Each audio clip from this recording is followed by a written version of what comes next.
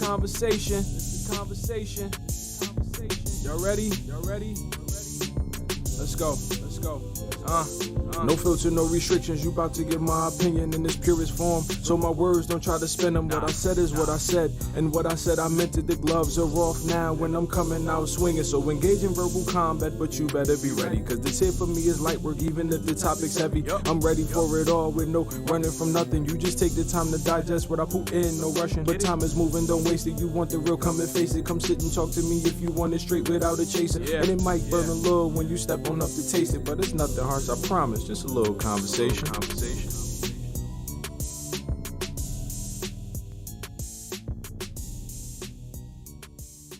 Hello, everybody, and welcome back to the conversation. I know it's been a minute. It's been a busy holiday season.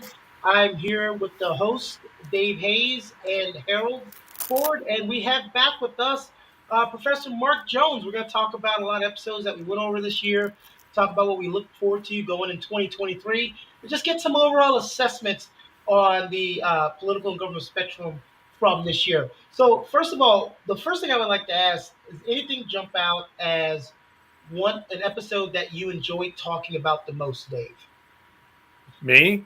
Yes. Oh, well, this is the year of the war in Ukraine, and that has occupied a lot of my, I'm an international relations professor, right? So, that's really focused my attention. And so that's been the story that, I would much rather be talking about a war in another country than some of the crap that's been going on in our country.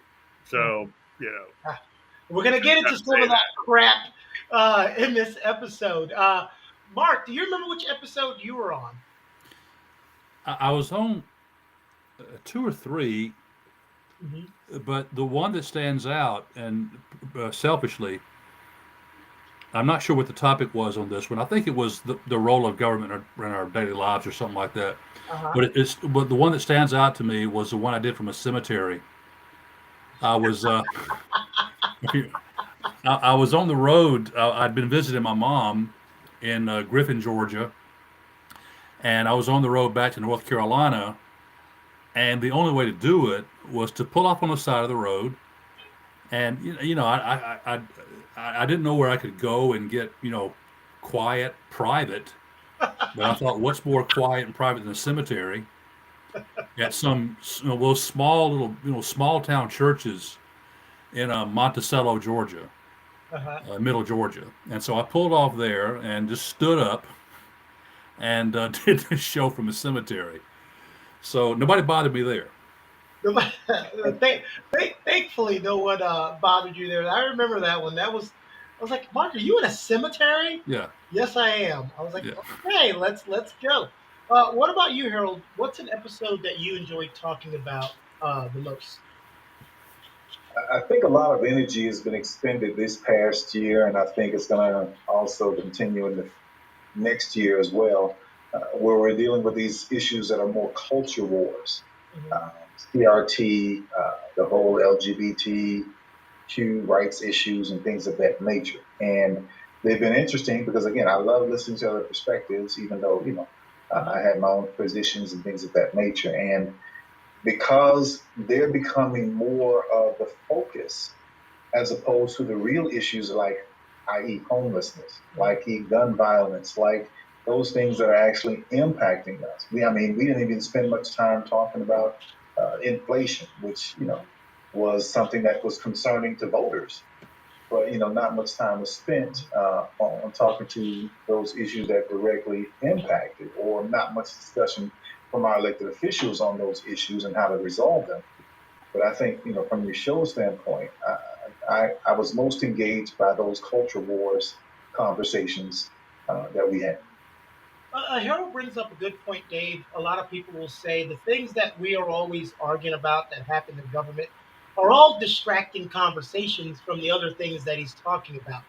We get them arguing about race relations and police brutality. We don't get to talk about homelessness or inflation or how many people in America are working on a non-living wage. What do you say to people who have that sentiment? Yeah, you're right. you know, and I think that's at some level part of the point of the folks in, for whether it be DeSantis or, it's starting with Sarah Palin. Mhm. The folks, the populists on the right have, that's been part of their strength, is they force you in to this conversation, not this conversation, but they force you into talking about these other things, and but you can't leave it unanswered. They say such outrageous, hateful things. You can't leave it unanswered. But you're right. We can't talk about these other issues, and that was why I call it crap, because not that because it's generally the attacks on the on the culture war, because it's distracting us from talking about things that are more substantive and perhaps more pressing. Mark, you talked about earlier, you subscribe to a magazine that kind of talks about the year in review, and it puts out a lot of points, but it puts out points from all different sides, whether Yeah. it's, I'll let you explain it in a second. And because as a professor, you know, I'm pretty sure you live with the common knowledge of you can be taught something, but how you receive that teaching or that information and disseminate it is very important. Yeah, well, guys, what Keone's talking about, this magazine here called The Week. I'm not here to promote the magazine. Read what you want. But it's not very thick. It comes out every week. And it provides a little bit of headlines as far as like the major stories of events of that week. And then it provides little blurbs of the various perspectives on the issues. Like they'll tell what happened or tell what's happening, and then you'll see a little bit from, say, Fox News and National Review, and then you'll see the point of view of the other side of the spectrum, say the Washington Post, the New York Times, Politico, both left and right.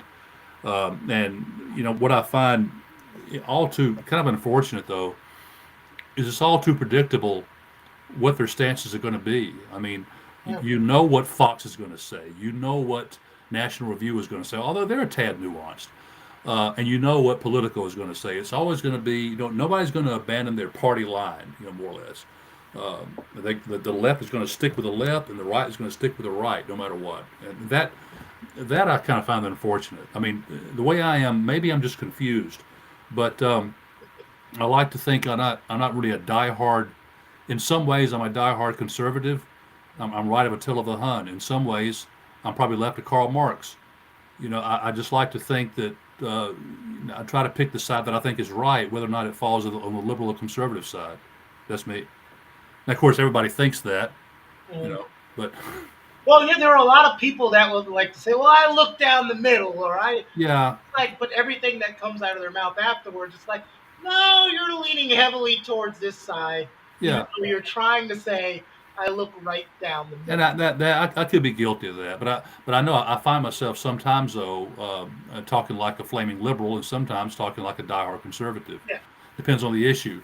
But some things I really am in the middle about, and quite honestly, there's some things I'm not. I'm kind of indifferent to. I don't lay awake at night and think about everything. And why is that looked at as a problem, Harold? When somebody doesn't want to stay in one particular lane, can't you move lanes based on the issue? I think that's the way things are nowadays. I don't think it's always been that way. I know you and Harold look alike, Mark, but I was talking to Harold. Oh, Well, I mean, I got my UGA sweatshirt, and he's got his T-shirt. Oh, we're not gonna. I echo the sentiments that Mark expressed. I consider myself a progressive conservative. There are certain things I'm very progressive on, and certain things I'm very conservative on. And there's not going to be a situation where you may get a perfectly straight answer because everything is based on context. Everything, you got to find out all the variables, and there's so many things that come into play when you're trying to make decisions on your position or perspective of various matters. What happens is when you're affiliated with a party, you're less likely to go against what the party's going to try and defend. Absolutely. Because connected with the party comes whatever financial or political support that that party may be wielding or putting behind you. Yeah. So many don't want to cross that line because they know what I say. For example, think about how many, when it came time to deciding if Trump should be impeached or not, you had 10, maybe 12 cross over the line, and most of them decided they weren't going to run for re-election because they knew that's not what the party wanted them to do, but they felt deep within themselves that that was what they deemed the right thing to do. And vice versa. You still have the same thing on the Democrat side when it comes to certain positions. And nobody wants to step out of line or out of bounds because they feel that really you've lost your voice and you've lost that sense of independence once you are so ingrained within the party that you can't really stand up or speak out for yourself. And I think that's where the problem lies. And that's why I say, you come to me, I'm a progressive conservative. And if it's an issue of right versus wrong, or what would Jesus do, or what would Jesus say, or what did Jesus say, that's where I'm going to really try to draw from, my position or my perspective, right versus wrong. That's all. Dave, follow up with that same question on being not in one lane on every issue. Well, very often that the debate ends up being put into contexts that it's hard to take a third position. We have a two-party system, and look, I don't like Democrats. I mean, I grew up, FDR ruined the country. This is what my grandfather would tell me, right? And we were really Rockefeller Republicans, and and so I used to, and even on my own, and when I in college, you made fun of it. And the thing is, though, of late have no choice, right? You leave me no choice. I've got to stand with these guys, because they're not wearing KKK robes, or they don't let people with KKK robes or tiki torches stand amongst them. But do I? So I'm picking the side without the tiki torches, right? And the thing, though, is that there's not just that, but there's also in the system you get, legislation is framed in a this way or that way, and you don't have a lot of opportunities for a third perspective. And I'm just waiting for hoping against hope we get a realignment, because now and then you do that. The parties, they're only two, but they shift what their alignment is, and it would be nice if we could get some of that in the future. But it's part of the system. Silly question time, Dave. How disappointed were you when Trump said that he had a major announcement to make, and when that day came, he was selling NFTs?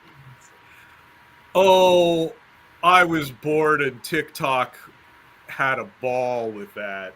And that was the greatest thing I've ever seen in my life.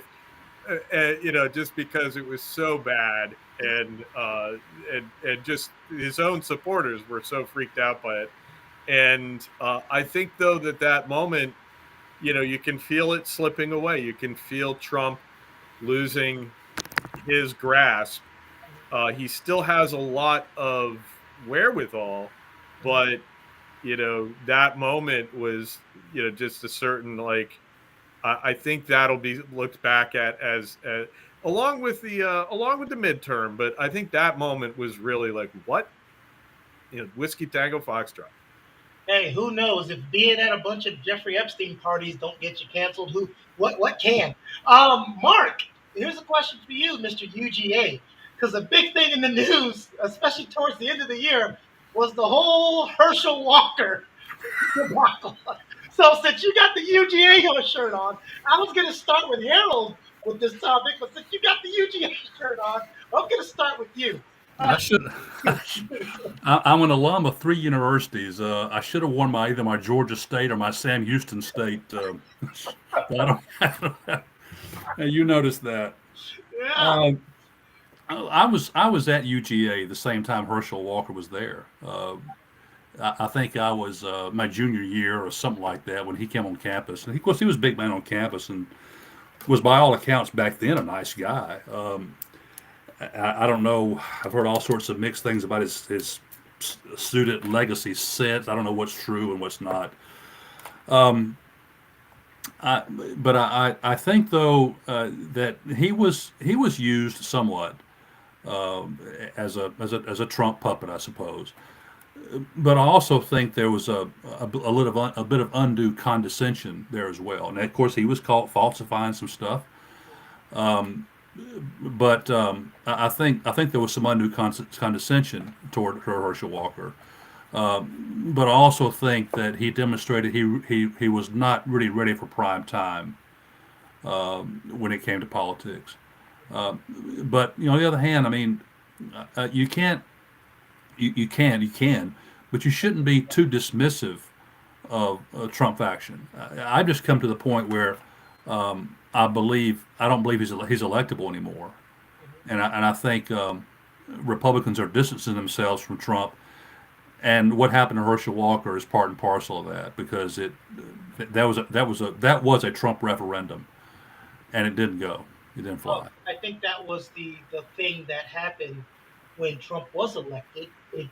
Because before, you didn't just walk off the street and run for governor. Well, some people did, but they didn't get very far. They got 2 votes, Yeah. Everybody remembers the guy that was running for, I think, mayor or governor of New York, and his answer to every question in the debate was, "Rent is too damn high." That was the name of his party. I saw that guy interviewed on Don Imus's radio program, and he was running on the "Rent is Too Damn High" party ticket. Hey, that was the best. Hey, look, that was a strong platform. I mean, who would disagree with that platform, right? You don't even have to live in New York to subscribe to that, right? Harold lives in Miami, so we know how that can affect. I want to talk about, what did you see personally, Harold? I'll start with you, then go to David and Mark.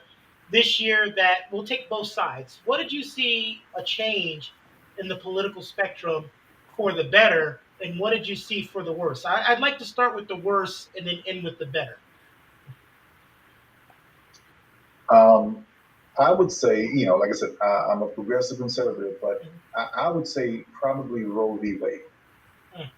And because it unveiled the true intent of Mitch McConnell's effort when he denied Obama the opportunity to seat a Supreme Court justice. And then he also denied Biden the opportunity to sit as justice using contradicting rationale. Because I'm all about, I'm not one who supports abortion, but I'm also one who feels, a woman has a right to her body. Because a man could impregnate a woman and walk away tomorrow and not hold any responsibility, and she's left with that burden or that challenge. I shouldn't say burden, because children aren't a burden, they're a blessing. But the challenge of raising that child. And so I think, when I look at where we're going as a country, and we're so divided, and that was probably almost a nail in the coffin to show how divided we've become, even though polls have shown the majority of people did not agree with overturning Roe versus Wade. The agenda was, this is what we said we were going to do, so we're going to push through and do it anyway. And that was the Republican agenda, i.e. Mitch McConnell. That's why, i.e. Trump came into the picture to hopefully help capture and be able to bring that one promise, at least that one promise, to fruition. And I think it still left a lot more scarring now on our country, because we see certain rights are being taken away from some people, and not all rights are being respected by others. So I would say that was probably one of the worst for me. There are other things, we can talk police brutality and some of the other things that came up, and even BLM and how certain things transpired with that whole scenario. But I won't go there. No, you're fine. Speaking of that, what was a positive change that you saw because of the 2 things that you brought up, whether it's BLM or the exposure of rapid police brutality? what's something that you've seen, whether in policy or just around, that was a positive change because of that? Well, I mean, and I'll say, this was something or a byproduct of what Trump brought to the table. One of his premises is he was going to drain the swamp. Well, for me, when you drain something, you expose everything. Mm-hmm. And so he exposed a lot of things that's going on in government, whether he was party to it or he was not party to it. The bottom line is the American people and the world got a chance to see a lot of things that go on that probably we would not have normally seen. That is transpiring within our government. Even prior to Trump ascending to where he was, you had the situation with Eric Snowden and talking about how the government is spying on people, under the Obama administration. So there's a lot that transpired for the good, even though I didn't like the way it came out. It still came out, which I thought it was for the benefit and the best of our country. And so that now we can see how we must, if we're going to protect our democracy, what protections we need to put in place for that sole reason. Well, I mean, that just tends to be the way things works in a lot of places for some reason. You can say we need a stop sign on this street corner for a million times because people drive too fast, but it takes a 6-year-old to get ran over and killed, and then there's a stop sign on that corner. We have to have the bad or the tragedy first to be instead of being proactive. Dave, same thing to you. What did you see this year that was just a negative change for the worse, and what is something you see that was a positive change? Well, first of all, I would have to pick Roe v. Wade. I won't talk. I'll go to the second choice. Mm-hmm. But I think the overturning of Roe v. Wade, as someone who I'm fiscally conservative and socially liberal. That's the definition of the Rockefeller wing, and long time. That was a major loss of freedom and a step back for individual rights in the country. But under that, so that, and then step down from that, we see while Trump is losing ground in terms of his own personality, his own hold, we are seeing the culture warriors continuing to move into the Republican Party. So I would say the growth of DeSantis, right? I mean, DeSantis has figured out how to do it. DeSantis is,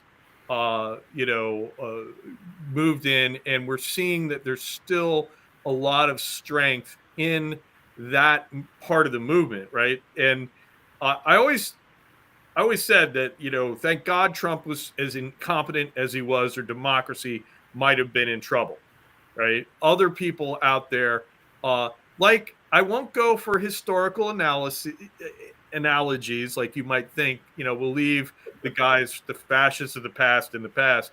But Victor Armand, right? I always, in my mind, the guy, the president in Hungary was always the other side of it. And he is competent. And he has leveraged his position into really eroding Hungary's democracy. Their, international measures of democracy, they've, dropped down. And so along with DeSantis winning and all that other stuff, there's the fact that CPAC asks this guy, right, the leader of another country, to come talk to them as their model. And I'm like, oh my God, you've just asked, this guy in, and you're trying to emulate him. And that was a particular low in there. And so, DeSantis at least is moderately competent as a governor, right? And so he's actually going to be better at politics than Trump, which could be bad, could be good. I don't know. It's he doesn't have, Trump brings with him the sleaze, the violation of norms, and just a basic incompetence that was unique to him that I don't think these other guys will bring in. But they're not the kind of guys that I could imagine ever voting for, because they're still doing this other stuff. So that's what I see as being bad this year. And positive? I'm gonna, I was sitting there and having real trouble coming out of the American system with things. So I'm gonna go with the unity that we've shown so far in the world supporting Ukraine. Right. And if democracy is on the ropes in the US a little bit, we're seeing how strong it is in Ukraine and how a democratic nation fights back, and how other democratic nations, if you're stupid enough to just violate all the norms and act like you're from the 19th century, Putin has solidified NATO and the European countries for them. And no one would have thought that we would see this kind of unity. Now, there's some Republican naysayers out there. I don't think the Republican Party is in the end going to cut aid for Ukraine. I think they're going to have some problems with certain fringe people that will be procedurally a problem. But I think there is bipartisan support even in the U.S., but certainly in Europe, we've seen it. And that is a breath of fresh air. Ukraine is not been taken over, and they're holding out. And, if they keep up, they're going to win this thing. And so that's big to me. It's crazy. Everybody thought this thing was going to be over in less than a week. All the time. You said earlier democracy's on the ropes. I'm only 44, and I feel like democracy's been on the ropes the entire time I've been alive. Mark, I go to you with your thoughts on a negative change that you've seen and a positive change. Well, I don't know if I really, in my opinion, that I witnessed a whole lot of change. I think it was just kind of a continuation of status quo in a lot of ways. I mean, Washington kind of did their thing and made their headlines and whatnot, but I don't really know that a whole hell of a lot changed. I think, going back to what Harold was talking about a while ago, we want to focus on cultural war stuff, I think, because it's easy to talk about, and as John likes to say, it's low-hanging fruit. It's something easy to talk about. We don't like to talk about stuff that is like some people call boring but important. So like inflation and or things that don't get us a lot of headlines, like whether it's homelessness or whether, kind of cutting to my area, how we treat the fate of ex-prisoners who re-enter the community and crime itself. Biden did a lot of stuff I didn't like, of course, and some stuff I suppose I did like. But I'm going to shift gears just a little bit, though, because you guys keep talking about, what are the Republicans going to do in 2024? Well, now that the midterms are over, I think Democrats had better start thinking about what they're going to do in 2024. Do they really expect to run an 82-year-old presidential candidate who is not as reviled as some people think he is, but he's not exactly universally loved and admired either? I have not. I haven't liked the last two presidents. I understand Biden's biggest positive for me is he's not Donald Trump, and that can't be my only positive assessment. But that's my biggest positive assessment, that he's not Donald Trump. Well, and who's going to challenge him, though? Who's going to challenge Biden? It's going to take a maverick personality to do that. But I think this will be the first time in quite a while we've seen a serious challenge to an incumbent president from their own party. Let me ask you this question, Mark, because Harold and Dave have both answered this question on the show. Because someone asked this: why does it seem if this happens in the Democratic Party, it's not widely known, but why is it always when there's a faction, does it enter into the Republican Party so easy? Whether it's the Tea Party, whether it's MAGA, why is that party so susceptible to these groups coming in here and just taking over the party all the time? Well, I don't know. I don't know if I agree with that. It kind of caught me a tad off guard with that. But I would say in the Democratic Party in the past decade, that I'll call it the Bernie Sanders faction. I know no one else calls it that, but I mean, when Bernie Sanders entered the presidential race with the 2016 race, whenever he entered it, I'm out loud. I said, "Who is this old communist with a mussed up hair and all this stuff?" Yeah, good luck against Hillary Clinton. And but he didn't win. But I always say that the three most consequential politicians of the last decade, in no particular order, were Barack Obama, Donald Trump, and Bernie Sanders. I think he moved that party left, and you can take that for better or worse. So I don't know that it just pertains to the Republicans, but and now in the past 4 or 5 years, you had the kind of the mainstream Republicans and the Trump faction, and now they're so. Well, in I terms was of, all over the place with that, I know, but and that's why I not caveat, that's the wrong word. That's why I was saying more publicized, like burning for Bernie and all that. But I'm just saying these big giant, what do you want to call them, another party or faction or whatever you want to call it. the Tea Party and It seems like it comes on that side. Now, Dave, I saw you agree and then disagree a couple times. So, what are your thoughts? No, I was agreeing with Mark the whole time. I have to disagree with your factual perception It's not factual. of that. That's And why. although Hold a on. measure of it, Hold on. It's not factual. That's why I said, why does it seem? Because to a lot of people, well, no, you're talking about a material, Yeah. empirical observation, right? This That better be the the same Republican answer Party you is more gave. susceptible. you better skip. I can tell this guy's been to graduate school. Empirical observation. Oh my lord! Oh, look, I just want to see if his answer is somewhere near the same as he answered the last time, because I'm gonna dig it up. Go ahead.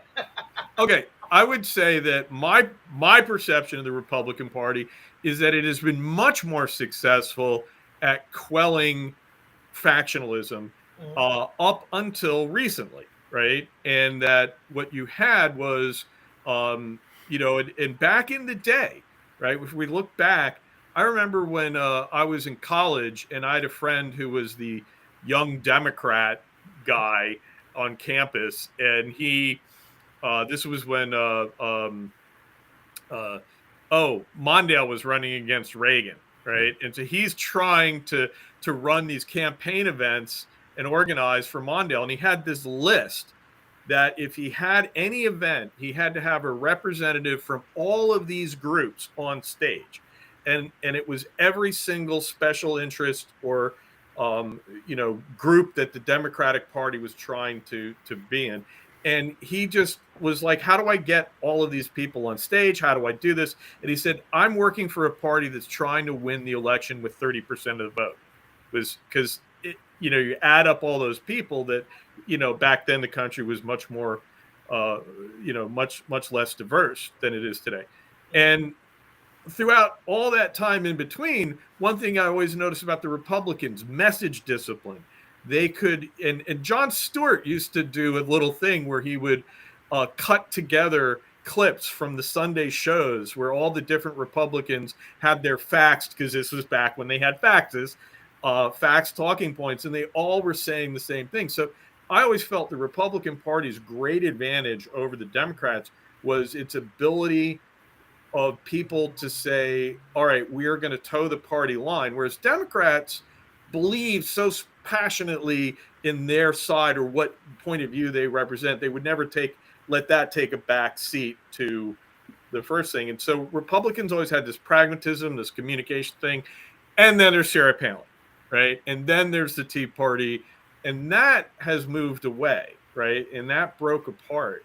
So I think the traditional party of factionalism is the Democratic Party, right? And there's a lot of quotes. I'm not a member of an organized party. I'm a Democrat.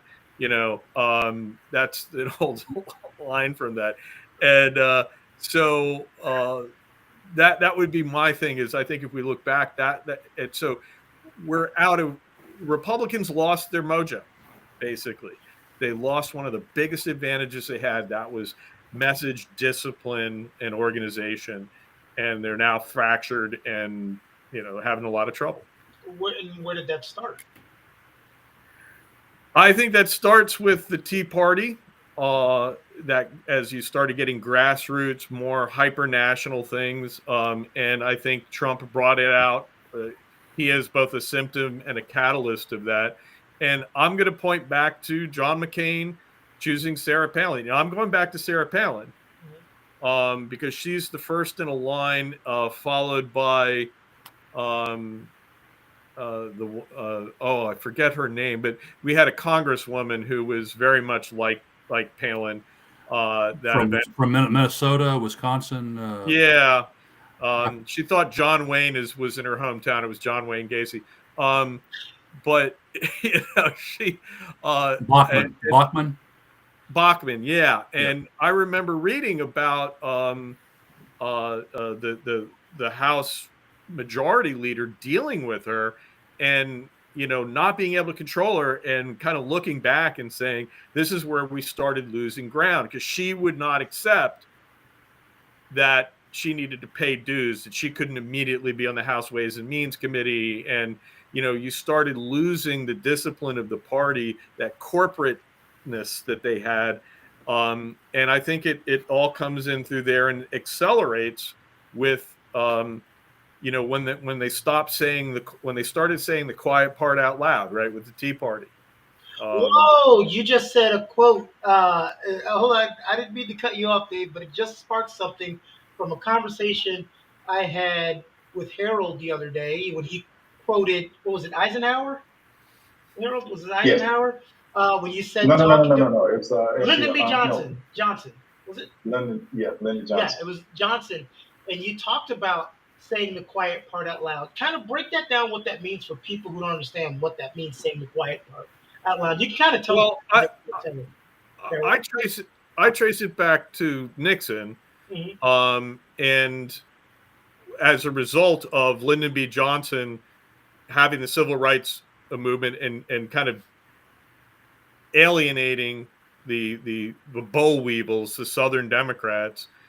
Nixon had the strategy of the Southern strategy, and the point was that you would say things, you would put out, hey, we want to reform welfare, right? And you say welfare. We know that people that look like me don't get welfare now, which is wrong, because in fact they do. But you see, the quiet part is we're saying welfare, but we mean black people, right? And so you just would not say this. Dog whistle is also a similar concept here, that I'm saying one thing to you, but you're understanding I mean something else. Same thing. That was very much part of the Southern strategy of the Republican Party. What was the example that you were talking about the other day, Harold? It's where LBJ said, if you can convince the lowest white man he's better than the best colored man, he won't notice you're picking his pocket. Hell, give him somebody to look down on, and he'll empty his pockets for you. That's heavy. And even looking at what Dave just said about welfare, remember now, even it was Reagan, I think, that when he talked about welfare, he talked about welfare queens pointing welfare to black people or black women who were receiving welfare at the time. And there were a lot of claims that they were taking the welfare dollars and going out and buying cars and doing all these different things, which may or may not be true. I don't know. I wasn't in 1980. I wasn't like as aware as I am now of what's transpiring. But when you see, as you mentioned, you got all of these things being said, and this gaslighting that's going on, and the false accusations of framing of certain issues. And once you put a race dynamic to it, it shows you, okay, this is what I have to do to engage or motivate certain populations if I want them to respond. If I want, i.e., poor whites to respond, I say, these people are stealing your jobs or taking your jobs, even though they're jobs that I may not even want. But if I continue to throw that narrative out there, now I create a negative stigma on those individuals and get people looking down upon those individuals. And now, out of fear, I'm going to now motivate them to, i.e., vote, which could be voting against their own best interests at the end of the day, but vote against a certain block of people who are just looking for opportunity, just like we all are. It is funny how we will get outraged. Poor people doing terrible things with money that's afforded to them is so bad. But one of the big stories that happened this year was Brett Favre in collusion with the governor and misappropriating welfare funds. So it's like, hey, poor people are doing these. How dare poor people do these things that people with money are doing? How dare you? Well, the the same can also be said when we talked about the PPP loans being forgiven, but then there's an issue with student loan forgiveness. Yeah, you had some individuals who had over $2 million in PPP loans forgiven, but you got an issue with $20,000 being forgiven of a student loan, and that's a whole other. Right. I just saw a story on a pastor in Florida with a three member staff got an $8 million PPP loan because he said he had 350 employees. So, that's just crazy out there, right? Yeah. Mark, Yes. go ahead, Mark. You're going to say I was something. about to say, but if it's fraud, though, whatever government program is created, somebody's going to cheat it. Yeah. And if that cheating is discovered, it's dealt with. And so what's bigger concern, though, is that when it's a government handout not a government hand, but a government title program or a loan, whatever the case may be, and there are things that are legally done that we still don't like. That's what we say we got a problem. Say the student loan forgiveness, the PPP forgiveness, things like that. When somebody cheats and gets caught, that's going to happen. I mean, Yeah. but also the things Harold was talking about when he talked about welfare queens and all that, a similar argument applies to crime. Sometimes some people say that getting tough on crime is a euphemism for getting tough on black people, and their narrative's not selling very well nowadays, but it has in times past. Dave. Well, and I don't know where we are now. We moved on, but that I do that what Harold said, though, his quote from Lyndon Johnson,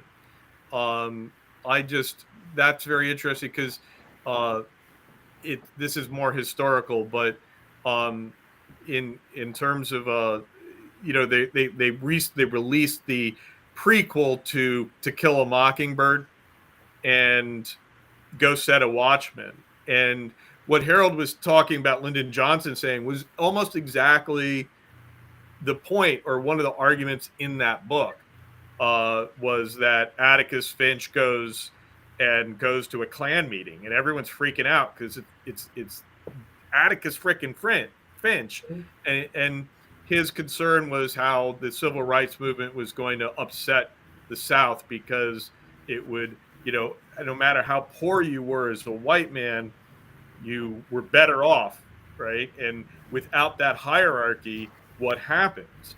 And he was very concerned about it, and Scout had to decide that she could disagree with his father. It wasn't really a great book, but that notion, though, about people talking against their interests, people have done research on economic development, and as long as the Southern apparatus was able to maintain that, right, they kept a lot of rules in, and they looked and they said, look, you never had a change in the ownership of wealth from before the Civil War throughout. The same people were wealthy in the South. There wasn't movement. There was kind of an oligarchy there. It's with the civil rights movement that breaks up, and you get economic mobility in the South and economic growth. And so the thing about LBJ's comment is that's right. You can pick the pocket, and picking the pocket of, the white man that you're telling this lie to or whatever, came in the form of having these rules that, protected the status of the white, the larger families, the existing economic interests over basically the poor white interest and everybody's interest for that level. And so I always like to say, since the civil rights movement, we've seen growth in the South. So the civil rights movement economically freed everybody. And that's a drum I like to bang on a lot because it's a very important point. Another big story that we discussed on the show was the voter restrictions. We know in Harold's neck of the woods of Florida, there was a large majority of people, a massive arrest for people who were committing voter fraud without knowing that they committed voter fraud because they filled out applications properly. So we talked about that in the show. So Harold, speak on that a little bit, about that episode, and us talking about voter restrictions and what's going on down there in Florida, or what went on down there in Florida. Our lovely governor, I guess, commissioned a voter integrity force in which he's supposed to be paying attention to the election and making sure we look at voter fraud and things of that nature. After the election, they ended up arresting, I think, around 20 people. I think 14 or so were African American, and a few others were of different persuasions. But nonetheless, what happened was these individuals, it was discovered that when they applied they didn't even apply. They were solicited to apply for a voter registration card, and they had felony records. But I guess because they were solicited, some of them thought, hey, well, listen, maybe I don't have to. Because I know in Miami-Dade County, our state attorney said that she was not going to force anyone after they passed Amendment 4, restoring rights to those former offenders. They were not going to force them to have to pay the court costs that the state says they needed to pay, in order to get their rights restored. Well, unfortunately, these 20 individuals filled out a form. The Department of Elections sent them a voter registration card, so they thought they were eligible to vote. And I guess they got this after the primary. So it was between the primary and the general election that they ended up going and voting. And then next thing you know, they're being paraded in front of cameras, being arrested by this task force or this group of individuals, as if they had committed like an armed robbery or something. Because when you look at the individuals who went to confront or arrest these people, they said basically they gave them the impression that they had committed this major felony. And then and then they find out it wasn't a felony, it was a misdemeanor that cost $500, but yet you got this large armed force coming to get them. And now at least 4, if not 5 of those cases that have come before a judge have been thrown out. So it's almost like the state lured them in and then tried to use them as a quote unquote guinea pig for this whole task force to be deemed, I guess, valid, because everyone thought it was a joke that I knew of, that I talked to when that whole force was being put together for voter integrity.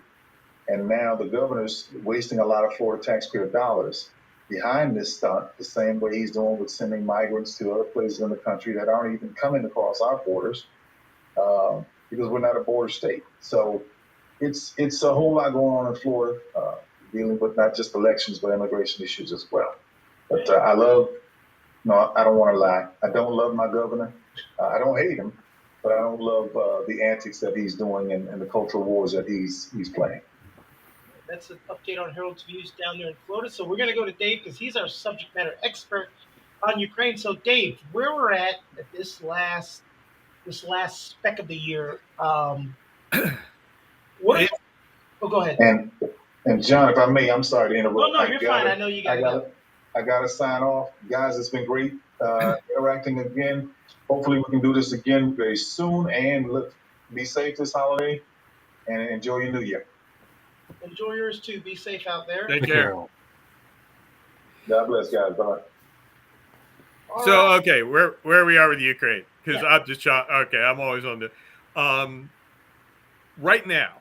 You've been watching, right? So we've got Russia doing missile attacks, trying to hurt the infrastructure. We've got winter setting in. The ground is freezing, and there's been some debate about whether winter will slow things down or speed them up. And basically, there's been a lot of mud in November and December. Now the ground is freezing. What we are seeing is a couple things. One, there's talk about whether Russia will conduct an offensive through Belarus. They've done a lot of things to have military activity in Belarus. And earlier in the war, they attacked down through from Belarus down past Chernobyl towards Kyiv. That's the shortest route in. And they got to the outskirts of Kyiv. And so they've been threatening to do that again. A lot of questions about whether that, it didn't work the first time. And there's been a lot of movement with Belarus having Russian troops there. And are they getting ready to join the combat? That's a question that's out there. Most of the ISW, at least, and I would agree, probably not, right? A lot of what Belarus has been doing has been helping Russia, training troops and giving them material. But it's a threat that Ukraine can't ignore.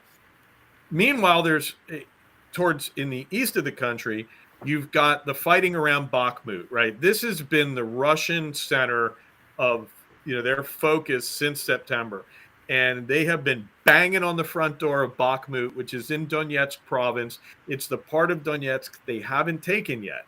And Putin said, we're going to take all of it. And so they've been just bam, bam on the front door. The Ukrainians have been fighting them off. And the Ukrainians, if you see reporters go in, they talk about how how outnumbered the Ukrainians are. And it's like, yes, that's the point. The Ukrainians are holding that with a smaller force than the Russians are committing. And the Ukrainians have been, at great cost to the Ukrainian troops because it's harder to hold with less numbers. They've been holding the line, haven't moved. And recently, UK Ministry of Defense has assessed that Russia's running low on munitions, that they've been using a lot of artillery, and they're getting even lower and on that. Also, over the last few days, ISW has reported on several other reports that they've gotten in Bakhmut, the units that they're seeing smaller and smaller Russian attacks. They're no longer attacking, forget battalion-sized units, and they're no longer attacking in company and platoon-sized units. They're seeing basically 10, 15-man groups, squad-sized attacks. So the attacks are occurring, but they think that the Russians have lost their structure, that they're so attrited that they're now only able to, organize small attacks. And we saw the same thing in Kherson right before the Kherson, back in the spring, before the Kherson movement, when Russia was pushing through Kherson, trying to get to Odessa. That's what we saw. So we might be seeing that come. And then there's the question, will the Ukrainians be able to take the offensive? And are they going to be able to maybe get into Zaporizhia down towards Crimea, where it's wide open, and when the fields are frozen, they can move across them? They're also getting now battalion-sized units are going through Grafenwehr. They're getting high-level unit training in combined arms. So this is college-level stuff for militaries. And they're getting this training at Grafenwehr. Each month, one battalion is going to go through. And that battalion, when it comes out of that training, is going to be very adept at combining artillery, armor, and infantry. And if they can break through and restore maneuver to the battlefield, they might be able to break through in Zaporizhia.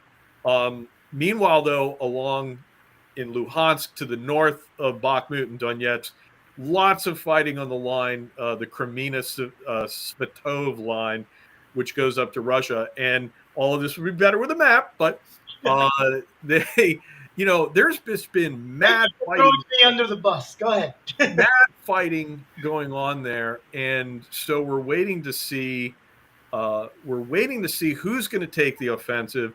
The Russians are probably smart to threaten an offensive on Kyiv, even if they don't launch it, because that's going to keep the Ukrainians from committing. But they're running low. They're running low on everything now. And they're now starting to possibly run low on artillery ammunition. And so if they do, I expect the Ukrainians – I personally think that we should be looking for an Ukrainian offensive in Zaporizhia towards Melitopol or Melitopol. I've heard it both ways. But that city it's towards Crimea, it's just east of on the other side of the river from Kherson.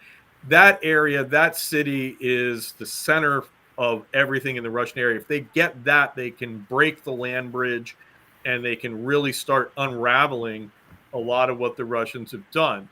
And they may also try to. They've been trying to get through to Crimea. If they could get through there, that's more to the north. That's where the counteroffensive from Kharkiv kind of ground to a halt. And they've been trying to get through there. If they can bust through there, they can get around the edge and kind of disrupt a lot of the activity in the center there.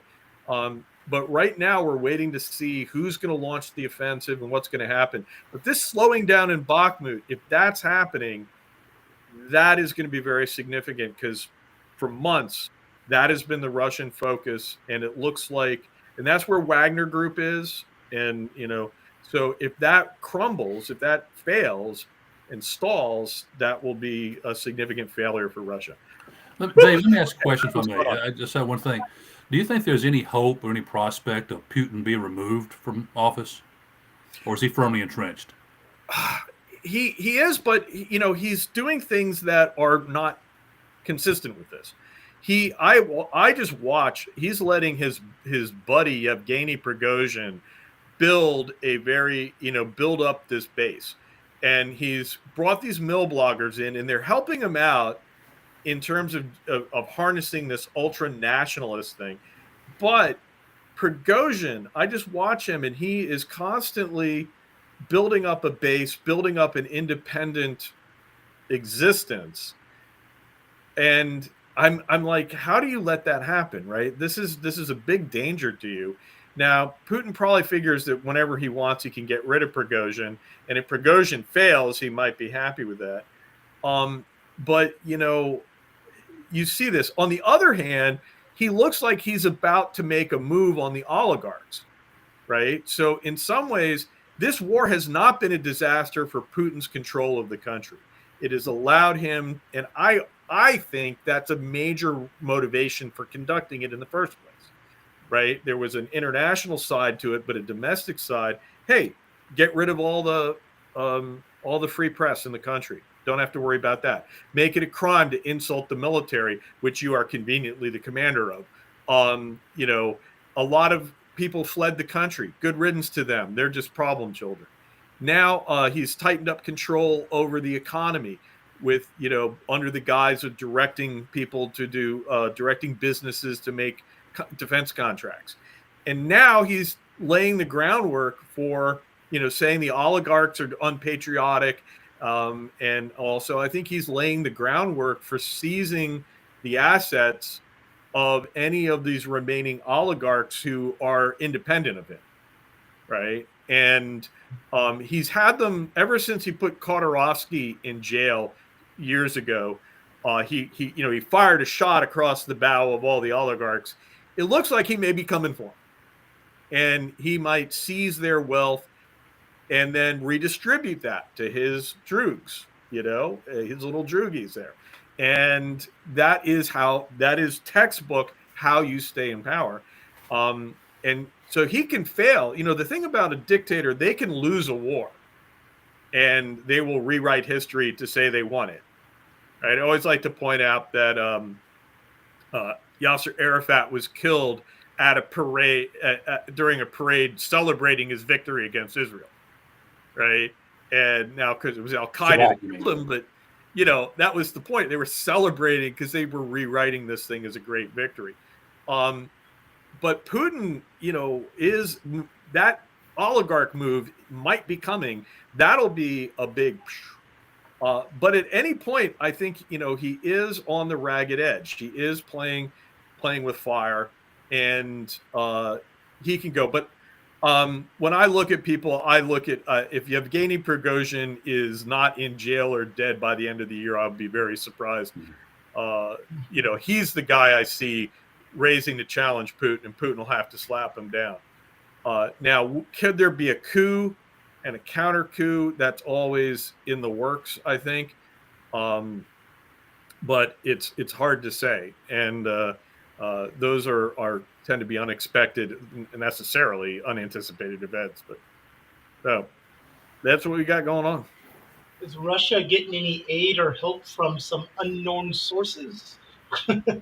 Well, they're getting a lot more help from Iran, although Iran's got problems that if they provide certain things to anybody, like ballistic missiles, there are already sanctions on the books that automatically click into place.